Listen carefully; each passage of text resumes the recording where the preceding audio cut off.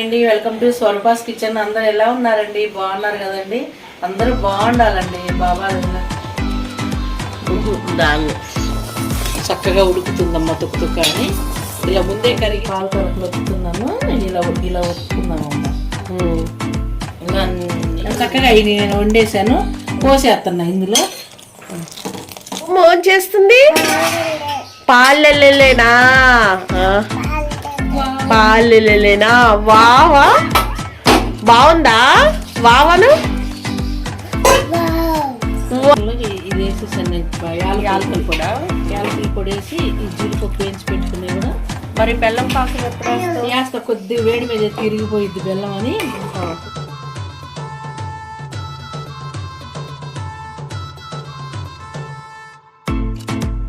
చాలా బాగుంటుందండి ముద్దపప్పు.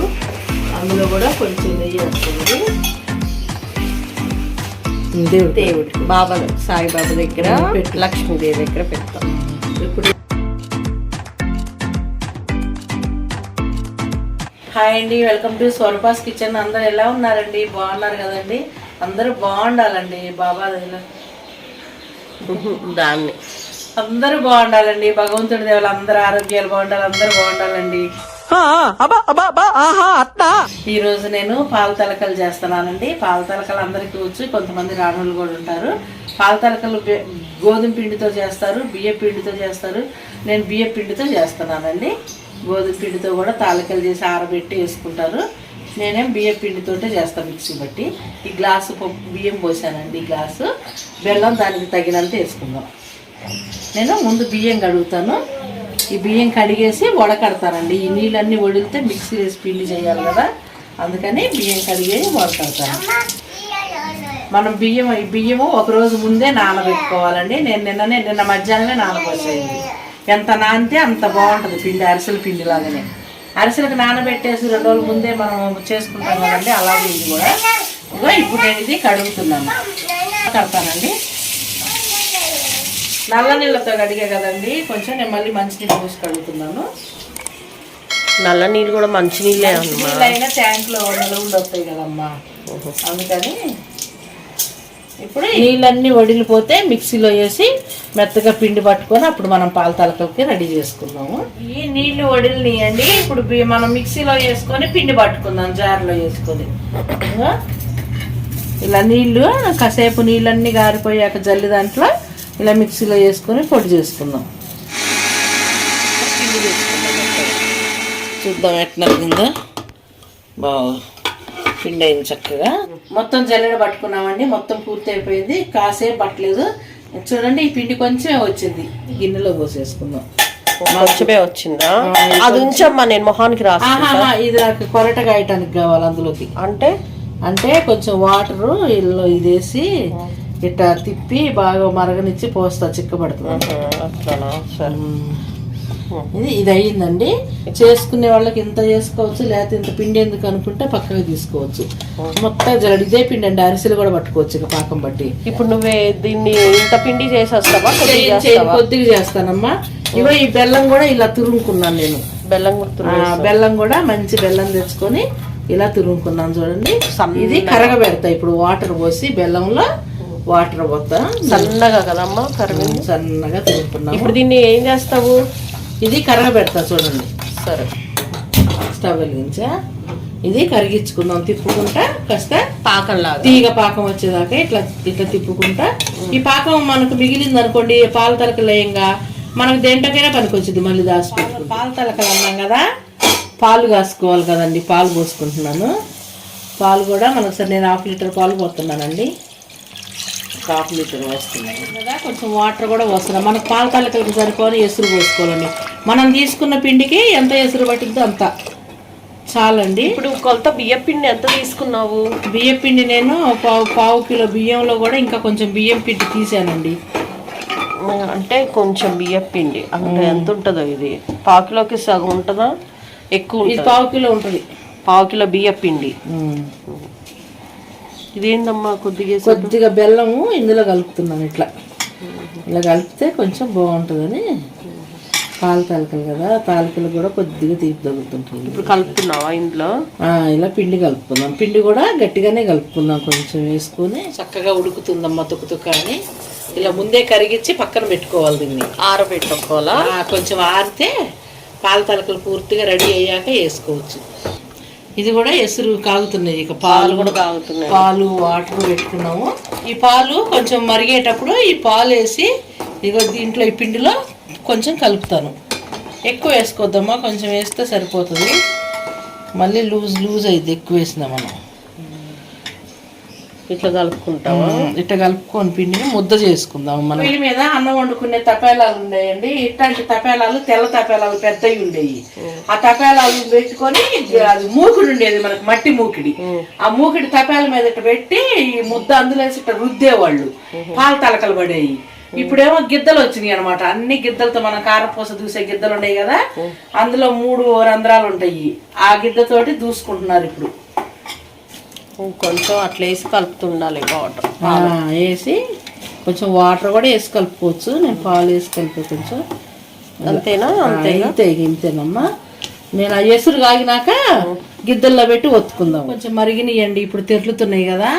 మనము ఇప్పుడు ఈ కారపూస గిద్దలండి, ఇగో ఈ బిళ్ళ 3 రంధ్రాలు ఉందండి. ఇలా ఇది పెట్టేసి ఇలా పెట్టుకొని మనం గిద్దని ఇందులో పెట్టుకుందాం.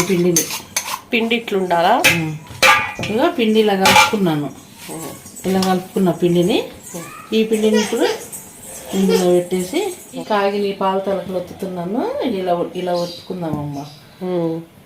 ఇలా అన్ని ఇలా ఒత్తుకున్నాం. కారపూస నీళ్ళల్లో అది నూనెలో వేస్తాం చూడు, చుట్టలు చుట్టేటప్పుడు అలాగా, అంతే కదా? అలాగే కానీ ఇవి ఉండగట్టకుండా చూసుకోవాలి. ఇందులో వేసినవి గట్టిగా ఉండలు కాకుండా చూసుకోవాలి. తిప్పుకోవాలా? ఉండగట్టకుండా 1 నిమిషం ఆగి ఒత్తినాక తిప్పుకోవాలా. ఇలా తాలికలుగా ఉంటాయి. ఇందులో కొంతమంది సగ్గుబియ్యం కూడా వేస్తారు కదా. సగ్గుబియ్యం వేస్తారమ్మా, నేను వేయలేదు. ఇలా సగ్గుబియ్యం ఇప్పుడైనా వండి మనం కలుపుకోవచ్చు. కుక్కర్లో ఉన్నాయి కదమ్మా, మరి వేస్తాలే. ఫస్ట్ మనం ఎసురు పెట్టినప్పుడే ఎసుట్లో ఎత్తాయి ఉడుకుతాయండి. నేను ఇలా సన్న సగ్గు బియ్యం కదా, ఎమ్మటే అవుతుంది పక్క దాంట్లో. నేను గుర్తు చేయబట్టి అమ్మ గుర్తు వచ్చింది. అమ్మకి కొంచెం బాగాలేక తొందరగా చేయడం బట్టి ఇది మర్చిపోయిందంట. నేను ఇది కూడా ఉందేమో అనుకుని చెప్పాను. నేను మర్చిపోయానమ్మా గుర్తు చేయాలి. కొద్దిగా నెయ్యి రాసి అంటుకోకుండా ఉంటాయని ఎసురు పోసి పొయ్యి మీద పెడతా. కొంచెం ఎసురు పోసావమ్మా? కొద్దిగా పోసాయి. అమ్మ ఇది పొంగొచ్చింది, తలకలు రావాలా? ఓకే, కొంచెం అనుకుందాం. మళ్ళీ ఇరిగిపోకూడదు అన్ని కూడా. ఇది ఒక విజిల్ వస్తే సరిపోతుంది కదమ్మా? 1 విజిల్ చాలమ్మా. సన్నయి కదా, ఉన్నాయి కదా చిన్నగా. విజిల్ లేకపోయినా ఏం కదా, కానీ కొద్దిగా తొందరగా ఇద్దరు పెట్టే. ఏమండి, సగ్గుబియ్యం ముందు ఎసుట్లో వేయాల్సింది, నేను మర్చిపోయా కదా. ఇప్పుడు చక్కగా అయినాయండి. ఇక చూడండి నేను చక్కగా అయినాయి. నేను వండేసాను, పోసేస్తున్నా ఇందులో. సరే, ఇక అందులో ఇంకా మళ్ళీ 5 కిలోపు అయిపోతుంది. అది ఉంటేనమ్మా. పెద్ద సగ్గు బియ్యం అయితే బాగా ఉబ్బుతాయి. పెద్ద సగ్గు బియ్యం అయితే ఇంత లాంగ్ అవుతుంది అమ్మా. ఈ సన్న సగ్గు బియ్యము ఇవే బాగుంటాయి. తొందరగా ఉడుకుతాయి, ఇవే బాగుంటాయి. ఇగో ఈ పిండి కొంచెం వాటర్ వేసి ఉడకనిస్తున్నానండి. మనం ఇందాక రవ్వ జల్లెడ పడితే వచ్చింది కదా, దీన్ని కొరట అంటారండి. దీన్ని ఏం చేస్తావు ఇప్పుడు? కొరట అంటారమ్మా దీన్ని. ఇందులో పోసేస్తాం. పాలు పోసుకొని ఇలా ఈ పాలు కొంచెం కొరట కాసాం కదా, ఆ కొరట ఇందులో వేసేసి కొంచెం పిండి గిద్దలో మిగిలిద్ది, అది కూడా కలిపేస్తే చిక్కగా వస్తుంది. అందులో పోసేసుకోవచ్చు మనం కదా. ఇప్పుడు ఈ కొరట పోసేస్తాను నేను. ఇది తిప్పుకుందాం ఇప్పుడు, మళ్ళీ ఉండలు కాకుండా. ఇది చిక్కబడిపోయింది. ఇందాక అంత కనపడలే, ఇప్పుడు అంత భలే కనపడుతుంది. ఇట్లాగే వస్తుంది. అమ్మమ్మ ఏం చేస్తుంది?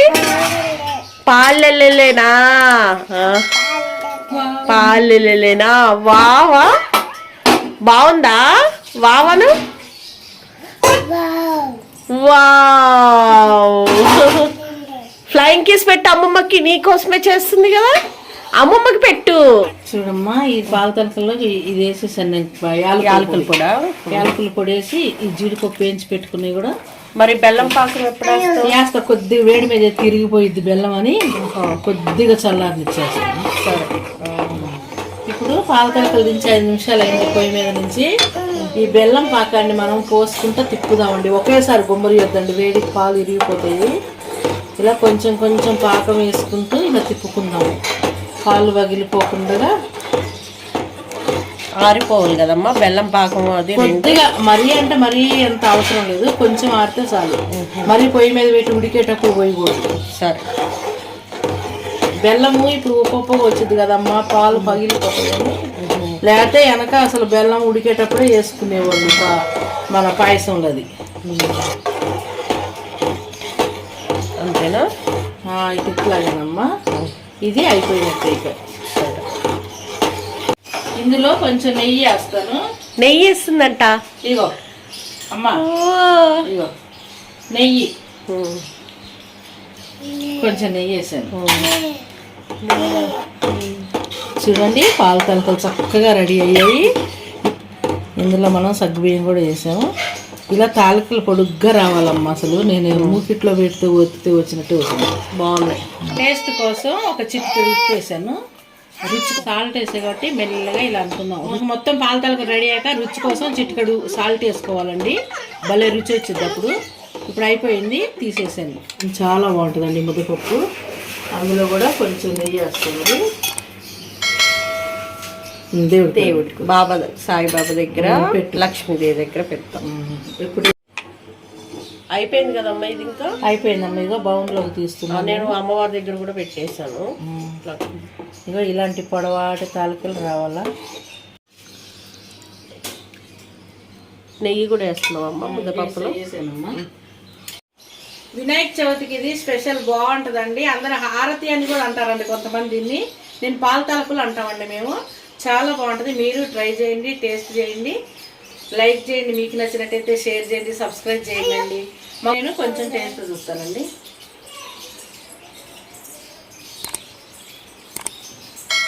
చాలా బాగుందండి, చాలా అమృతంలాగా ఉంది, చాలా బాగుంది.